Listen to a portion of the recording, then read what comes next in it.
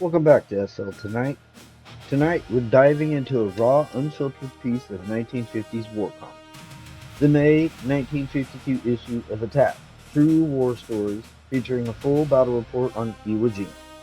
This is one of those old school comics that pulled no punches.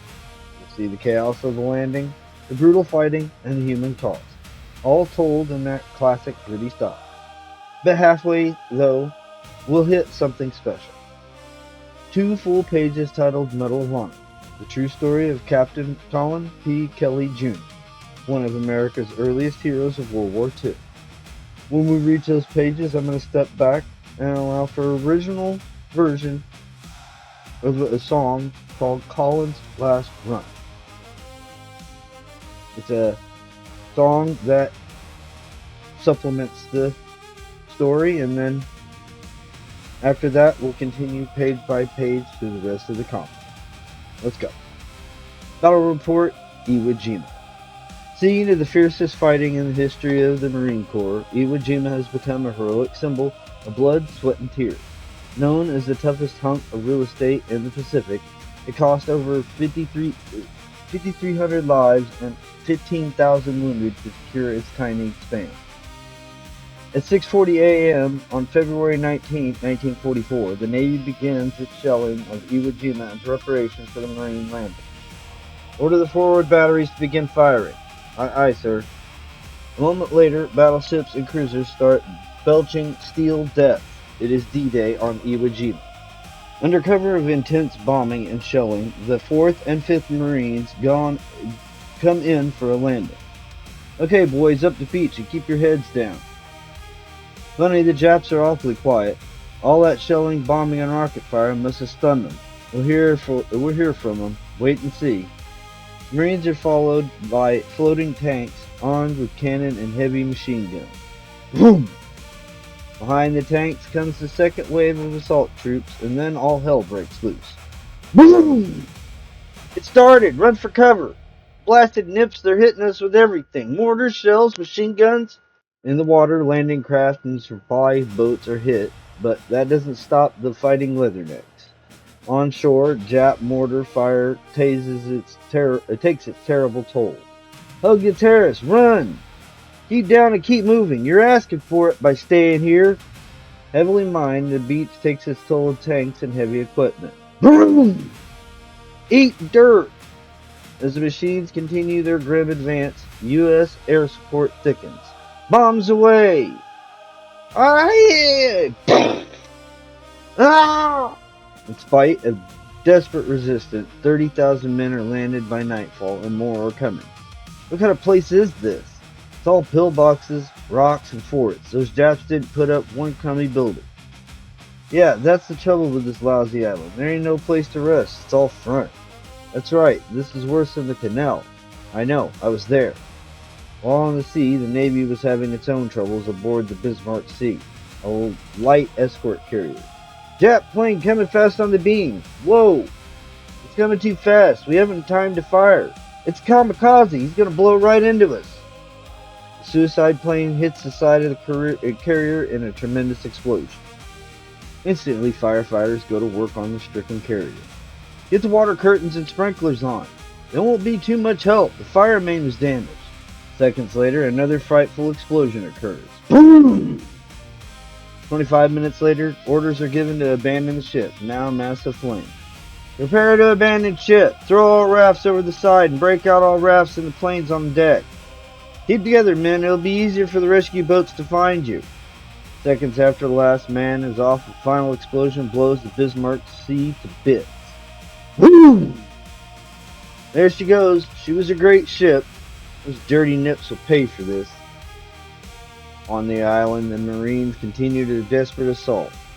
On day 4 of patrol scales Mount Suribachi. Here, Sergeant Thomas, put this flag up. Right, sir. But the flag was too small to be seen very far. I wish it was bigger. The boys at the bottom of the hill can't see it, I'll bet. Lieutenant Colonel Chandler Johnston, battalion commander in the 28th Regiment of the 5th Marines, felt the same way. Another patrol came up with a larger flag. This is the one. They'll be able to see this from all over. It'll sure put some spirit back into our boys. A moment later, as the flag is raised, Joe Rosenthal, famed AP photographer, takes his greatest picture. Although much tough and bloody fighting lay ahead, our flag was the symbol of certain victory. Yeah! There ain't no Jap that can stop us now! As the days go by, the Marines slowly root out the heavily entrenched Japs. Spread out and surround him. We'll give this monkey a hot time. Yeah, he'll be all burned up. Ha ha. That's one less machine gun to worry about. Come on, let's hit the next one. Among the most heroic of the troops were the medics. Fearlessly they attended to the wounded and dying under murderous fire.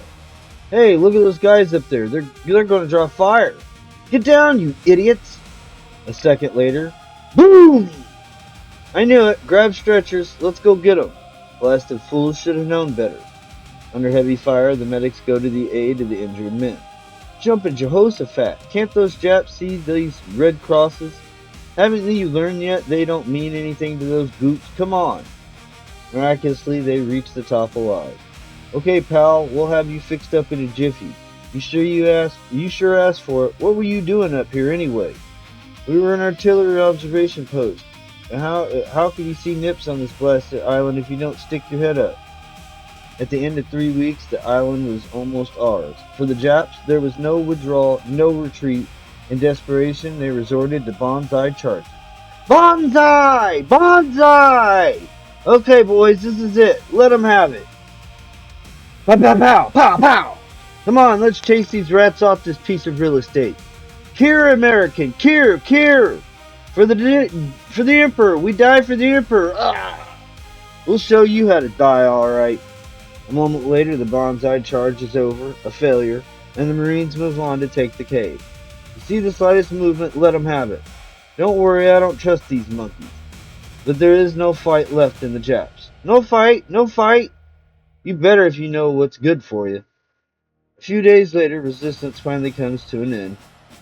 Of 23,000 Japs, only 212 were left. They had fought to the death.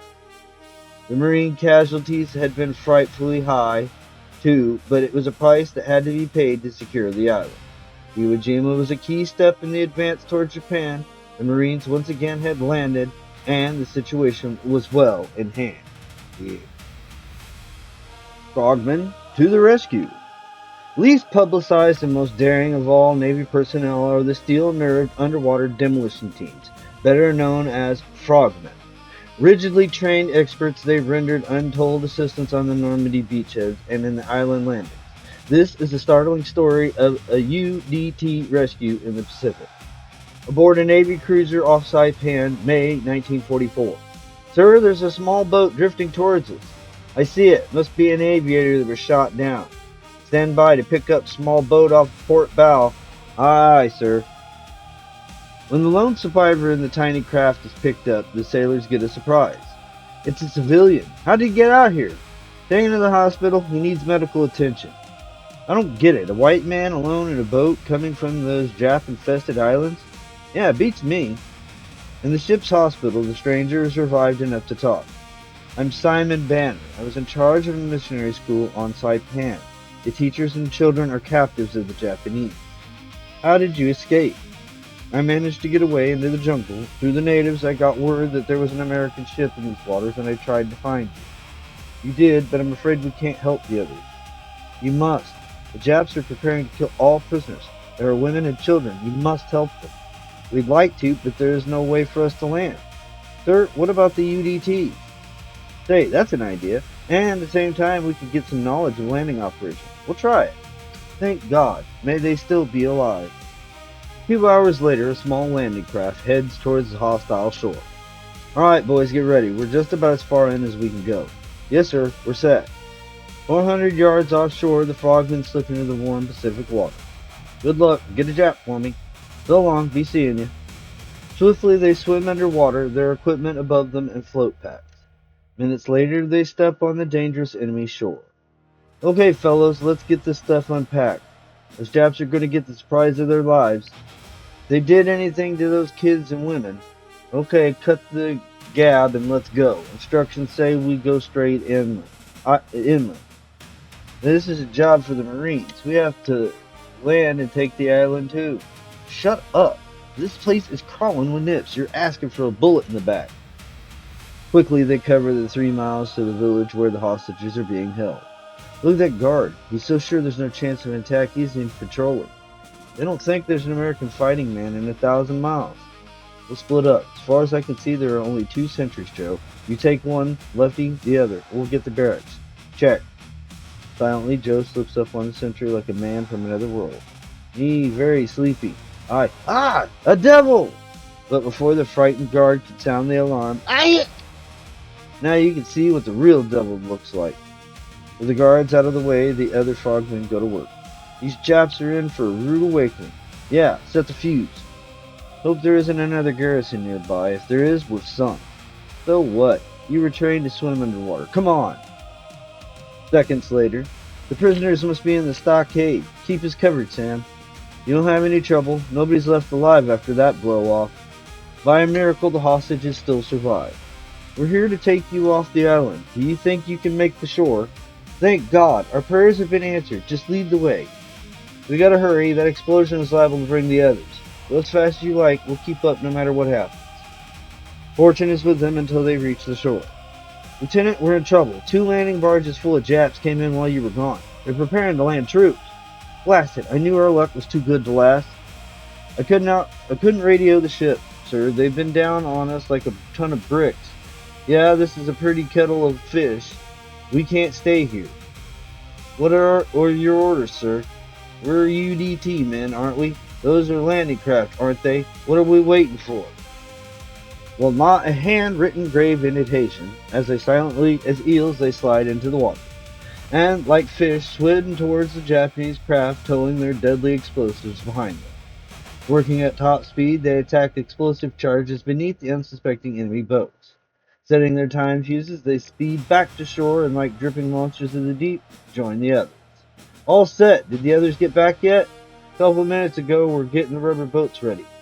3 minutes later, as the Japanese prepare to land their men, boom!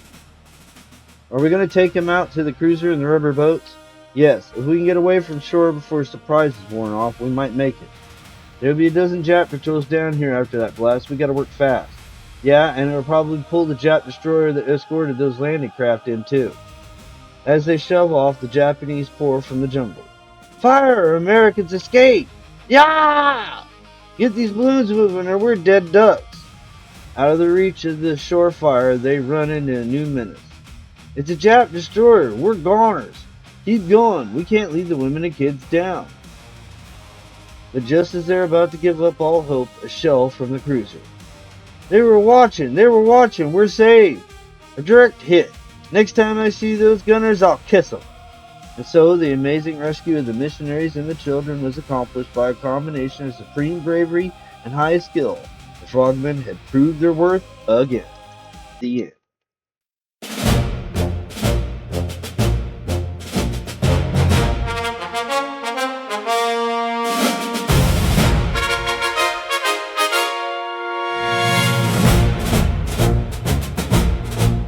High above the Luzon coast, the big ship thundered through the blue. 30 miles of empty sea, and then the Jap fleet came in view. A battleship below them lay, the biggest prize they'd ever seen. The captain gave the order calm, we're going in, keep her clean. Tiny fighters swarmed like flies, but still they held the run. 300 miles an hour, and the bomb bay doors swung open, one by one. This is the last run. This is the final frame. We drop our bombs and then we burn, but the target dies in flame. This is the last run. And some will not come home, but if the ship goes down in fire, she'll never sail again.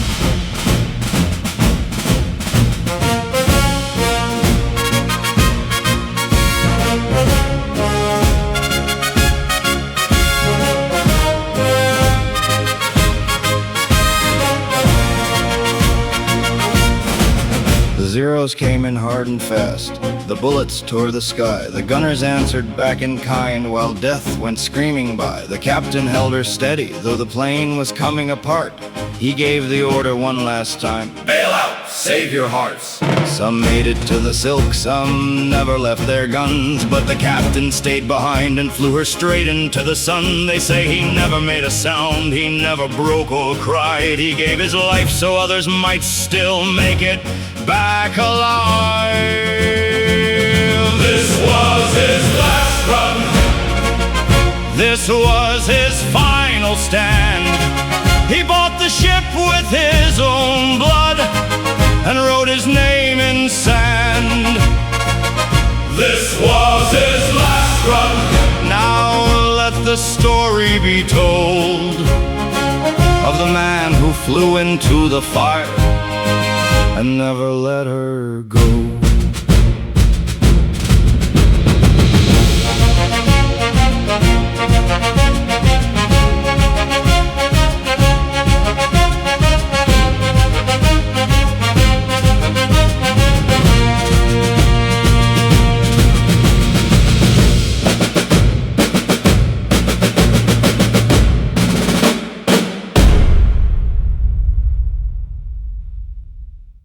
The bloody battle for Hill 80.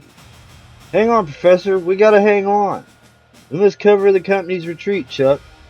All is silence. The chill wind sobs and moans through the damp night that covers the Korean hills, but notice there's an electric tension in the air.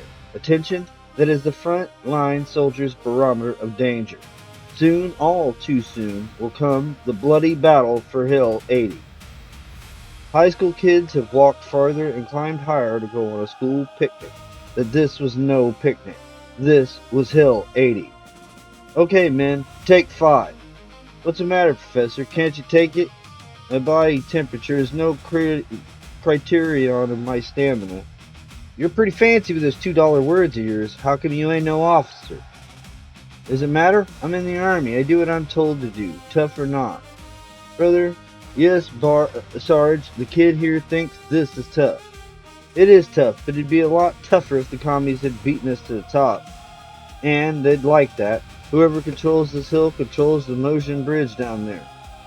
Get him! Sounds like he thinks he knows what it's all about. Look, you've been riding me ever since I was replacement. Why? You're too good for this outfit. Too hoity-toity. That's all it took. Tempers already rubbed raw by the tension of combat flared high. Break it up! Break it up! Suddenly a sound stopped the fight. A sound more definite than any prize ring bell.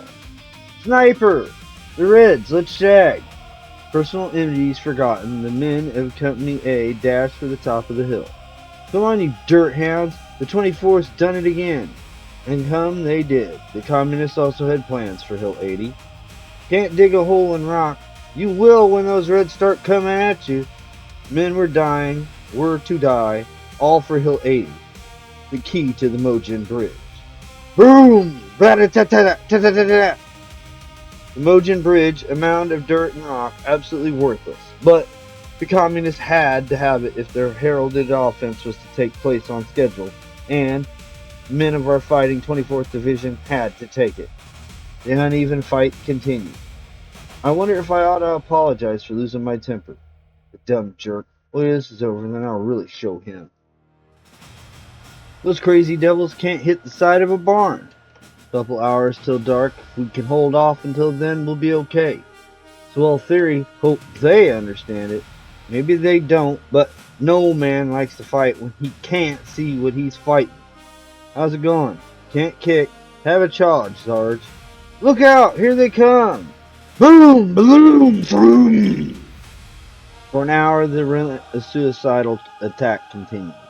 We're killing them 10 to 1, but they got us 100 to 1. Wait, it's getting dark. What do you know about Greek fire? Greek fire? This guy's off his rocker. Battle fatigue. I'm serious. We got some napalm, haven't we? We'll flip some burning napalm out onto the gooks, give them a light to fight by. Oh, that's goofy. Well, we'll try it. We gotta do something. Hurry up. We can't hold them off forever. Let her go. Aye. Let's load the dirty rats. They can dish it out, but they can't take it. But the North Koreans could take it. Or one man fell, two step in and take his place. Boom!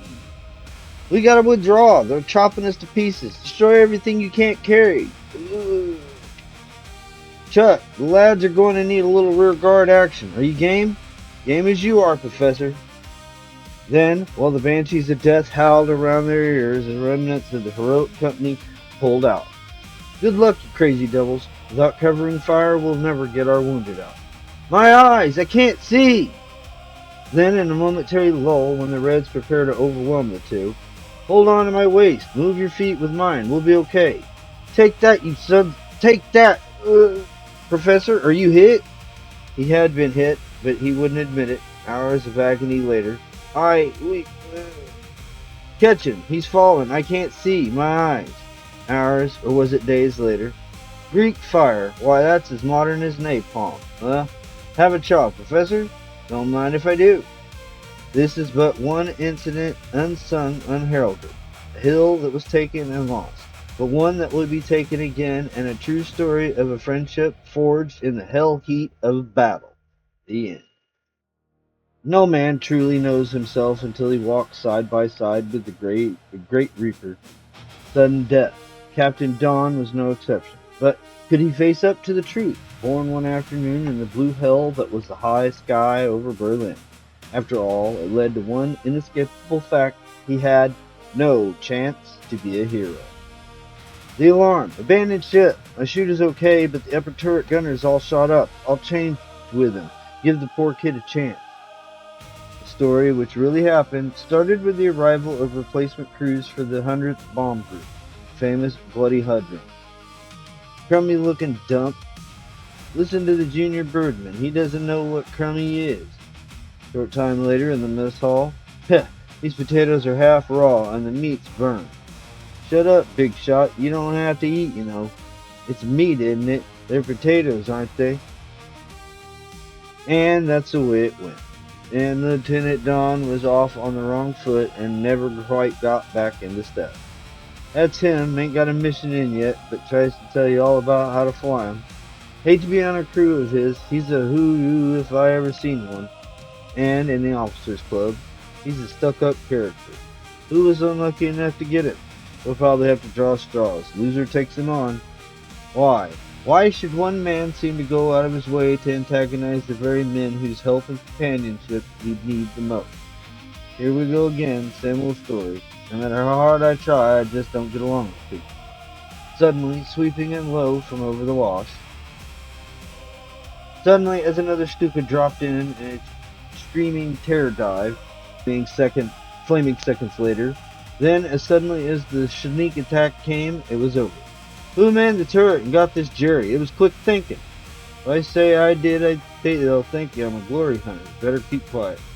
Well, speak up. Don't be bashful. Someone shot it down. But Don could not bring himself to speak.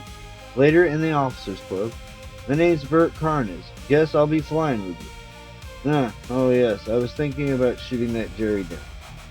Hold on, don't try feeding this green kid the line you shot that plane down. But I did. Ha ha ha ha, ho ho ho. Laugh, you hyenas. I knew I should never mention it.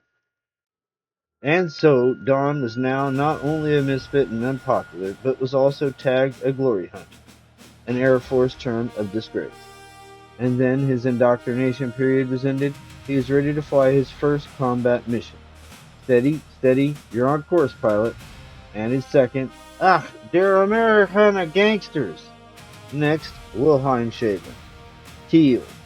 In time, Don made captain, had 16 combat missions logged, but still, he was unpopular as ever.